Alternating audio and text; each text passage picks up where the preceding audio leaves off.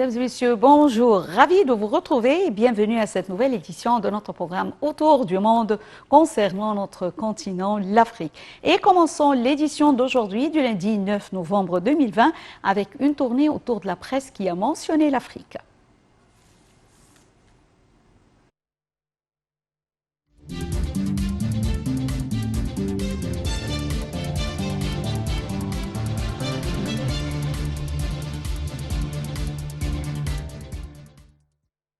Et commençons par la RFI où nous lisons la politique étrangère de la future administration de Joe Biden n'est pas encore définie.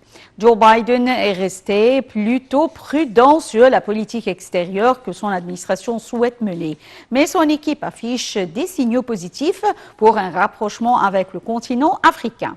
Joe Biden assure vouloir restaurer les liens diplomatiques avec les institutions telles que l'Union africaine et les gouvernements africains. Et enchaînons avec Slate Afrique, d'où nous avons tiré cette nouvelle. Le Premier ministre éthiopien Abiy Ahmed a limogé dimanche son chef de l'armée, 4 jours après le lancement d'une offensive militaire contre la région du Tigré dans le nord du pays, qui menace de tourner à la guerre civile.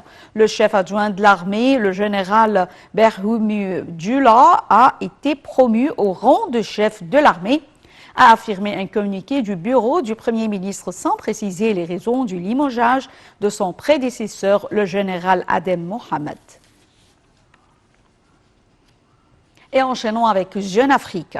La victoire d'Alpha Condé à la présidentielle a été confirmée par la Cour constitutionnelle. Le président sortant, qui a remporté 59,50% des suffrages, entame son 3e mandat à la tête de la Guinée. Et terminons la tournée de la presse avec le quotidien Le Monde. La Cour constitutionnelle a rejeté les recours de 4 candidats, dont celui du principal opposant de M. Condé, Cellou Dalein Diallo, après des mois d'une contestation qui a coûté la vie à des dizaines de civils. Elle a validé les résultats proclamés par la Commission électorale nationale indépendante, CENI, qui attribue la victoire de M. Condé dès le premier tour.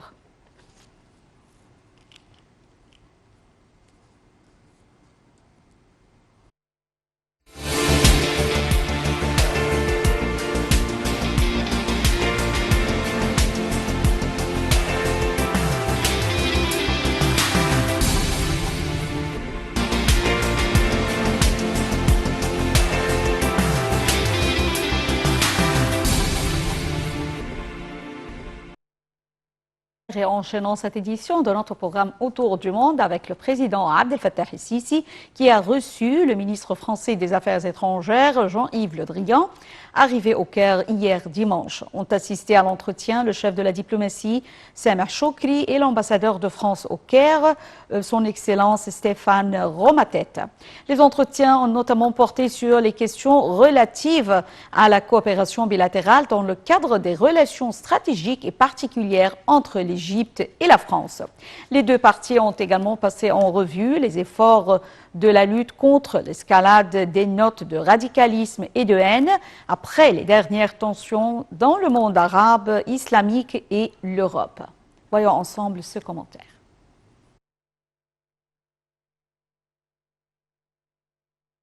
Le ministre français des Affaires étrangères Jean-Yves Le Drian, arrivé au Caire dimanche, a affirmé le respect total de son pays pour toutes les religions et leurs principes et valeurs, tout en manifestant l'intérêt de la France à renforcer la coopération et les consultations avec l'Égypte pour lutter contre le fanatisme et l'idéologie radicale. L'Égypte, a-t-il souligné, est le centre de la modération et de la tolérance qui incarne les valeurs de coexistence pacifique, de la liberté de culte et du respect de l'autre. Il a loué à cet égard les efforts de l'Égypte sous la direction du président Abdel Fattah el-Sisi pour avoir réalisé l'entente et le dialogue entre toutes les religions. Le chef de la diplomatie française a tenu ses propos lors de sa rencontre avec le président Abdel Fattah el-Sisi qui a mis l'accent sur la nécessité urgente de conjuguer les efforts afin de pouvoir faire prévaloir les valeurs de coexistence et de tolérance entre toutes les religions. Il a appelé à cet effet à établir des ponts d'entente et de fraternité ainsi qu'à lutter contre tout blasphème à l'encontre des symboles religieux. L'entretien a également porté sur les dernières évolutions du dossier libyen. Le président Al-Sisi a à cet effet parlé de la position stratégique invariable de l'Égypte vis-à-vis de la Libye, notamment en ce qui concerne l'appui aux négociations en cours sur tous les volets conformément aux résolutions de Berlin et de la déclaration du Caire pour maintenir le cessez-le-feu et éviter tout renouvellement des accrochages jusqu'à arriver à la formation du gouvernement et la tenue des élections, de sorte à garantir l'indemnité et l'unité du territoire libyen. Le président a en outre condamné l'ingérence régionale dans les affaires intérieures de la Libye, soulignant que le Caire continue de renforcer son rôle en soutenant la conclusion d'un accord en Libye et l'organisation d'élections libres dans le pays. L'Égypte n'a aucune ambition en Libye, a assuré le président, soulignant l'aspiration du Caire à ce que le dialogue aboutisse à une solution pacifique. Le Drian a pour sa part salué le rôle important de l'Égypte dans le règlement de la crise libyenne, ainsi les efforts personnels du président Al-Sisi à cet égard qui ont prouvé le rôle axial de l'Égypte en tant que pilier principal de la sécurité et de la stabilité dans la région.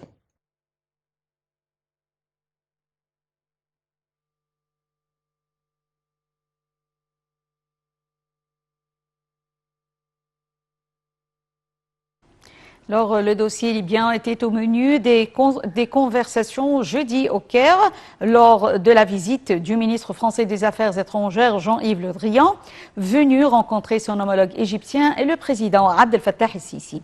Alors, j'ai le plaisir d'avoir avec moi actuellement en ligne monsieur l'ambassadeur Hessine Haridi qui va nous jeter la lumière sur cette visite. Bonjour, Votre Excellence, monsieur l'ambassadeur Hessine Haridi. Bonjour, madame. Bonjour.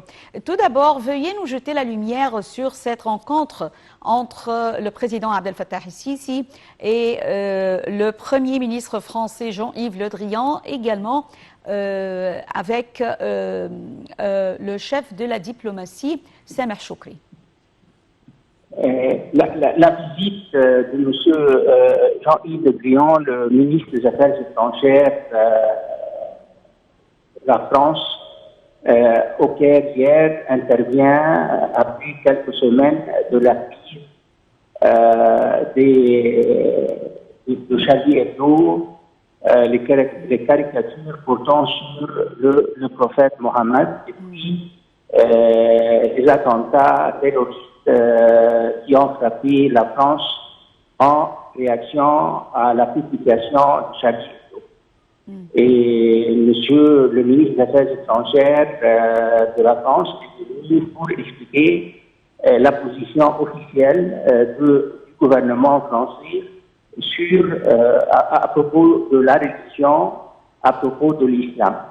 Et durant cette visite, il a souligné que la France n'est pas contre la religion musulmane, mais la France lutte contre une idéologie qui se sert de l'islam pour un dessein politique. Et je pense que l'explication française a été bien reçue par soit le chef de l'État égyptien ou son homologue égyptien. Et j'aimerais souligner que le ministre français a rencontré aussi le grand cheikh de l'Azhar, et Cheikh Ahmed El-Taïb. Et je pense que durant cet entretien, le ministre français a bien expliqué la position de son pays et qui respecte l'islam comme religion, mais en même temps soulignant que la République française est régie par la laïcité. Et du point de vue du gouvernement français, il n'y a aucune contradiction entre le respect de l'islam et la laïcité. Et je crois que dans ces discussions, c'est pour parler, soit les pourparlers officiels ou les pourparlers avec le Cheikh Al-Azhar, le grand Cheikh Al-Azhar, je pense que les deux côtés se sont expliqués et se sont mis d'accord sur l'importance de respecter les religions et en même temps respecter le fondement et les valeurs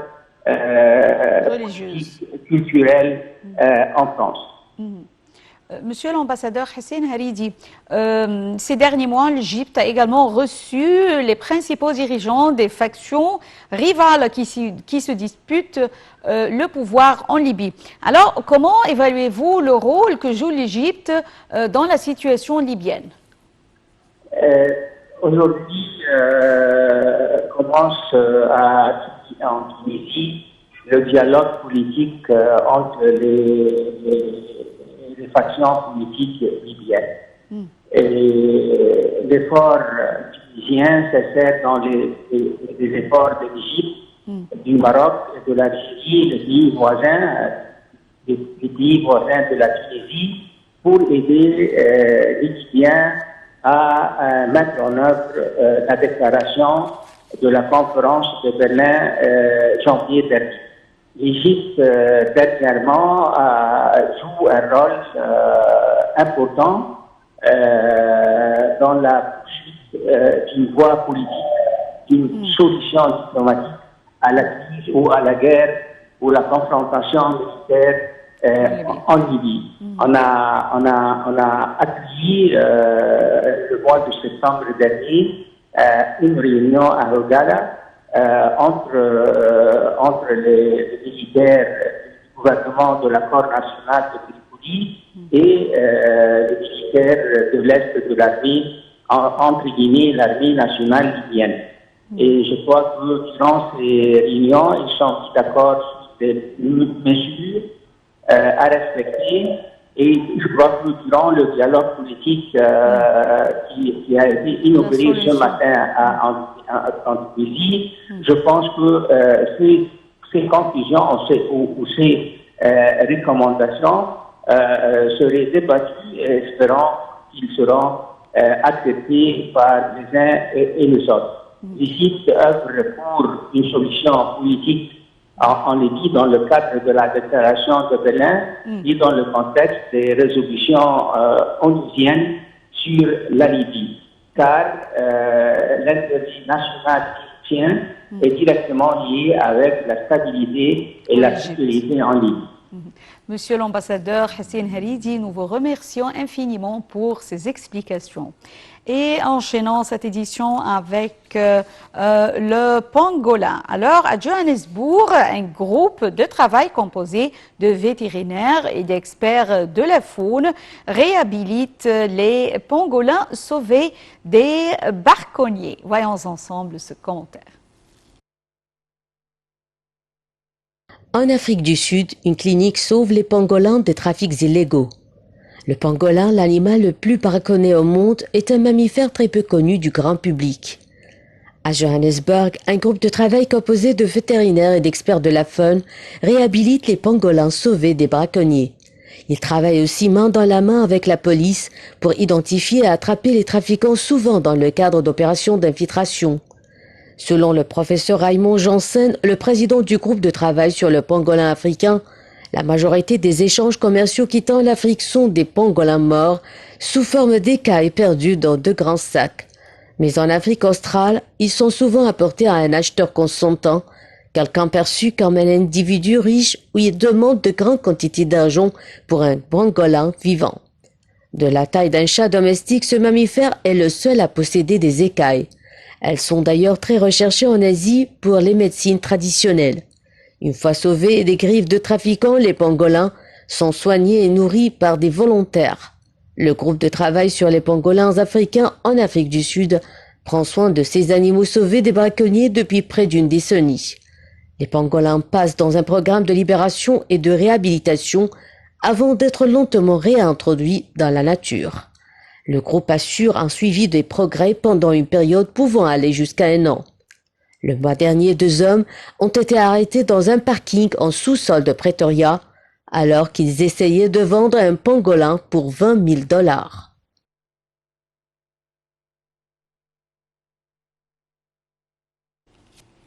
Alors, avant de vous quitter, je vous laisse avec ce commentaire. Alors, après des années de répression, le Soudan et ses artistes goûtent la liberté avec une série de défilés de mode unisexe pour présenter leur nouvelle ligne. Les détails avec Shamsi Nemi. Au revoir et très bonne journée. Au revoir.